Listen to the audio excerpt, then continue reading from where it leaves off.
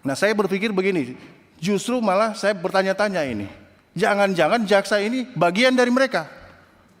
Karena tuntutan mati yang dituntut oleh jaksa ini, itu kita kita artikan bahwa ini memutus mata rantainya dengan dia tuntut mati.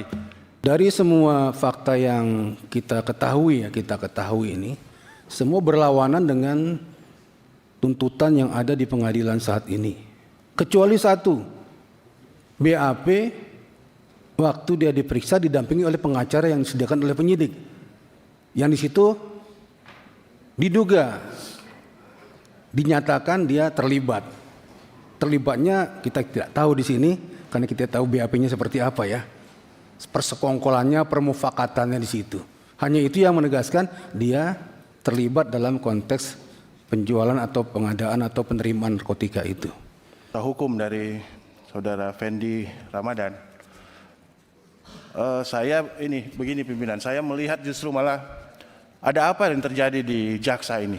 Ada sesuatu yang perlu kita gali dari jaksa ini, kok tiba-tiba menuntut hukuman mati kepada ABK tanpa memikirkan unsur-unsur yang justru menjadi pertimbangan sebetulnya. Karena dalam catatan saya ini, saudara Fandi ini dia bukan pengendali, dia bukan juga inisiator, tidak memiliki otoritas. Nah, kalau kita baca dalam dakwaannya itu, dakwaan dari narasi dakwaan yang disebutkan oleh jaksa, di situ dia tanpa memeriksa dan tidak menolak. Nah, sekarang pertanyaannya, Fandi ini apa dia punya kapasitas untuk menolak barang itu yang dimuat? Artinya ini hal-hal yang perlu dipertimbangkan sebetulnya oleh jaksa sebelum dia menjatuhkan hukuman mati. Nah, saya berpikir begini, justru malah saya bertanya-tanya ini, jangan-jangan jaksa ini bagian dari mereka. Karena tuntutan mati yang dituntut oleh jaksa ini, itu kita kita artikan bahwa ini memutus mata rantainya dengan dia tuntut mati. Sementara ada DPO, Mr. Tan dan Jack Tan itu yang masih belum ditangkap. Itu otak utamanya mereka belum ditemukan, malah ABK dituntut maksimal. Jadi pertanyaan kami di situ, kenapa mesti dituntut maksimal seorang ABK sementara ini otaknya belum ditemukan? Jangan-jangan dia bagian dari mereka untuk memutus mata rantai narkoba ini.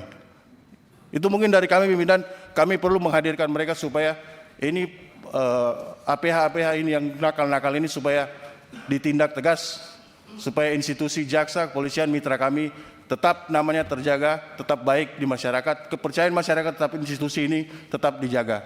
Terima kasih pimpinan. Assalamualaikum warahmatullahi wabarakatuh. Hukum itu lebih baik membebaskan 1000 orang bersalah daripada menghukum 1 orang tidak bersalah ya. Adiknya begitu ya. Kemudian yang kedua, untuk kasusnya Fandi ini, dari semua fakta yang kita ketahui ini, semua berlawanan dengan tuntutan yang ada di pengadilan saat ini. Kecuali satu, BAP waktu dia diperiksa didampingi oleh pengacara yang disediakan oleh penyidik. Yang di situ dinyatakan dia terlibat. Terlibatnya kita tidak tahu di sini karena kita tahu BAP-nya seperti apa ya. Persekongkolannya, permufakatannya di situ. Hanya itu yang menegaskan dia terlibat dalam konteks penjualan atau pengadaan atau penerimaan narkotika itu.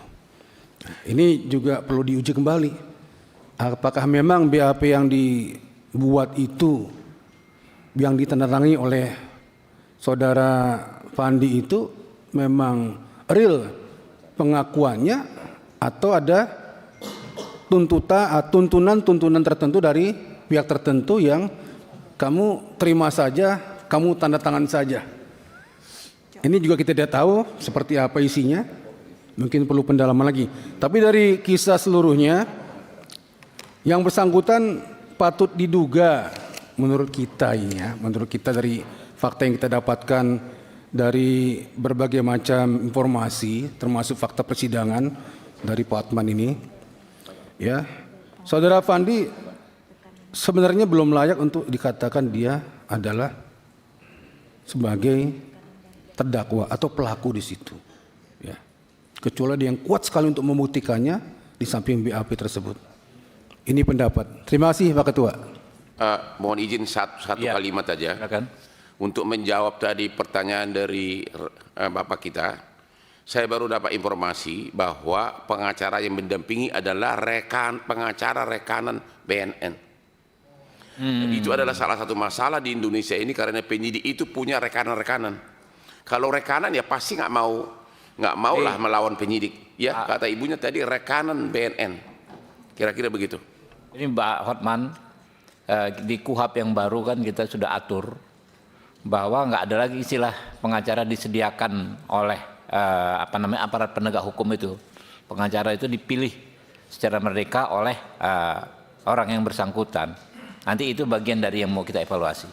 Oke?